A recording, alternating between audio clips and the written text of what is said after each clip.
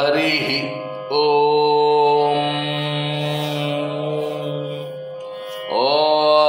गं गणपतये नमः।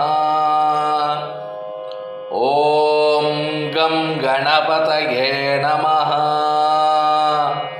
விநாயகர் சதுர்த்தி பூஜை முறைகளும் கணேச சதுர்த்தி கொண்டாடுவதற்கான காரணங்களையும் இந்த பதிவிலே பார்க்க இருக்கிறோம். ஓம் கணானாம் த்வா கணபதிகும் ஹவாமஹே கவிம் கவீனாம் உபமஸ்ரமஸ்ரஜம் ज्येष्ठराजं ब्रह्मणां ब्रह्मणस्पत आनशृण्वन्नोभिसीदसादनम्। ओम श्री महागणाधिपतये नमः।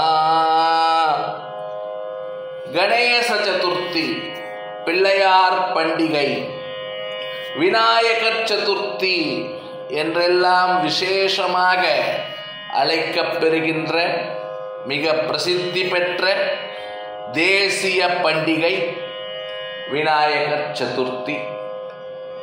பல நாமங்களினாலே சொல்லப்பட்டாலும் உலகம் முழுவதும் மிகவும் பிரபல்யமாக கொண்டாடப்படக்கூடிய ஒரு மகோன்னதமான விழா விநாயகர் சதுர்த்தி. முழுமுதற் கடவுளான விநாயகப் பெருமாளை ஏன் விநாயகர் சதுர்த்தி கொண்டாடுகிறோம் என்று பார்த்தோமேயானால், பல புராண இதிகாசங்களிலே விவரங்கள் சொல்லப்பட்டிருக்கின்றன. கஜமுகாசுரனை பிள்ளையார் வென்றதினாலே, கொன்றதினாலே அதை கொண்டாடும் விதமாக விநாயகர் சதுர்த்தியானது மிக விசேஷமாக கொண்டாடப்படுகிறது என்பது ஐதீஹ்யமாக விளங்குகிறது. சிவபெருமானினுடைய அருள் பெற்ற கஜமுகாசுரன் தான் பெற்றதான வரத்தினாலே, அந்த வல்லமையினாலே தலைக்கணம் கொண்டு தேவர்களை பலவிதங்களிலும் பல வழிகளிலும் துன்புறுத்தி வந்தான். தன்னை மனிதர்களாலோ விலங்குகளாலோ ஆயுதங்களாலோ யாரும் கொல்ல முடியாதபடி கஜமுகாசுரன் வரம் பெற்று இருந்ததினாலே தேவர்கள் எல்லாம் என்ன செய்வது என்று அறியாமல் திக்கித் திணறிக் கொண்டிருந்தனர். அந்த நேரத்தில் தேவர்கள் அனைவரும் ஒன்றாக சேர்ந்து சிவபெருமானை அடைந்து நமஸ்காரம் பண்ணினர். அதனாலே சிவபெருமான் ஆவணி மாசத்தில் சதுர்த்தி அன்று பிள்ளையார் விநாயகமூர்த்தி விக்னேஸ்வரனை யானை முகத்தோடும் மனித உடலோடும் படைத்து கஜமுகாசுரனை அழிப்பதற்காக அனுப்பி வைத்தார். அப்படி கிளம்பின அந்த விக்னேஸ்வரனுக்கும் கஜமுகாசுரனுக்கும் இடையே மிகப்பெரிய போரானது நடைபெற்றது. போரின் முடிவினாலே எந்த ஆயுதங்களாலும் தனக்கு அழிவு வரக்கூடாது என்று கஜமுகாசுரன் வரம் பெற்றிருந்த காரணத்தினாலே விநாயகமூர்த்தி தன்னுடைய கொம்புகளில் ஒன்றை ஒடித்து அவனை சம்ஹாரம் செய்து அருளினார். அப்பேற்பட்டதான அந்த சம்ஹார நேரத்தில் கஜமுகாசுரனையே மூஞ்சூராக மாற்றி பிள்ளையார் தனது வாகனமாக்கி கொண்டார் என்பது புராணங்களிலே சொல்லப்பட்டிருக்கக்கூடிய மகாத்மியமாகும்.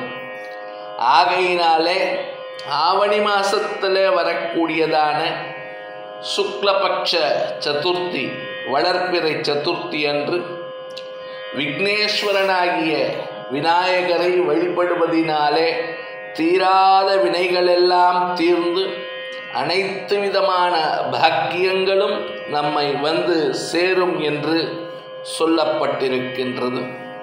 விடியற்காலையிலே விநாயகர் சதுர்த்தி அன்று எழுந்து வீட்டை நன்றாக பெருக்கி மெழுகி சுத்தம் செய்துவிட்டு வீட்டு வாசலிலே மாவிலை தோரணங்களை கட்ட வேண்டும். பூஜா மண்டபத்தை எல்லாம் கழுவி மூழ்கி கோலம் போட்டு அதனுடைய மையப்பகுதியிலே ஒரு அழகான பலகை வைத்து அதற்கு மேலும் ஒரு கோலம் போட்டு தலைவாழை இலை விரித்து பச்சரிசியை பரப்பி வைக்க வேண்டும். அதற்கு பிறகு பச்சரிசியிலே பிள்ளையார் சொல்லி போட்டு ஓம் என்னும் பிரணவ மந்திரம் எழுதி மண்ணினாலே செய்யப்பட்ட பிள்ளையாரோ மஞ்சளினாலே செய்யப்பட்ட பிள்ளையாரையோ வைத்து வழிபட வேண்டும். அருகம்புல், எருக்கம்பூ, விபூதி, சந்தனம் மற்றும் மலர்களாலே அலங்கரித்த பின்னாலே விநாயகருக்கு பிடித்ததான மோதகம், கொழுக்கட்டை, தேங்காய், விழாம்பழம், அப்பம், சுண்டல், அவல் பொரி, கடலை, எள்ளுருண்டை போன்ற நைவேத்திய பொருட்களை எல்லாம் வைத்து விநாயகரை மனதார வழிபட வேண்டும், பிரார்த்தனை செய்ய வேண்டும். அப்படி பிள்ளையாருக்கு ஆராதனம் பண்ணுகின்ற பொழுது கணேச பஞ்சரத்னம், விநாயகர் அகவல் போன்ற ஸ்லோகங்களை எல்லாம் பாடுவது நற்பலன்களை தரக்கூடியதாக அமைந்திருக்கிறது. கணபதி ஹோமம் செய்வது அன்றைய தினத்தில் மிகவும் விசேஷ பலன்களை கொடுக்கக்கூடியதாக இருக்கிறது. கணபதி ஹோம மகாமந்திரங்களை கேட்பதாலும் நமக்கு நன்மைகள் கிடைக்கும்.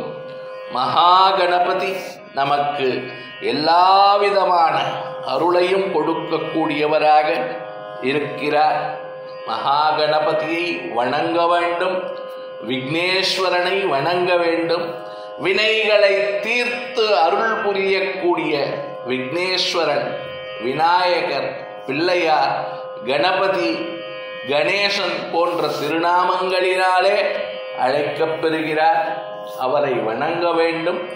வக்ரதுண்ட மகாகாய சூரிய கோட்டி சமப்பிரப நிர்விக்னம் குரு மே தேவ சர்வ காரியேஷு சர்வதா. ஓம் கம் கணபதயே நமஹ. ஓம் கம் கணபதயே நமஹ. பிள்ளையாரை வழிபடுவதினாலே வாழ்க்கை சிறக்கும், சர்வாபீஷ்டங்களும் சித்திக்கும். விக்னேஸ்வரனுடைய அனுக்கிரகம் நமக்கு நிச்சயமாக கிடைக்கும். லோகா சமஸ்தா சுகினோ பவந்து. ஜெய் ஸ்ரீராம். ஜெய் ஹிந்த்.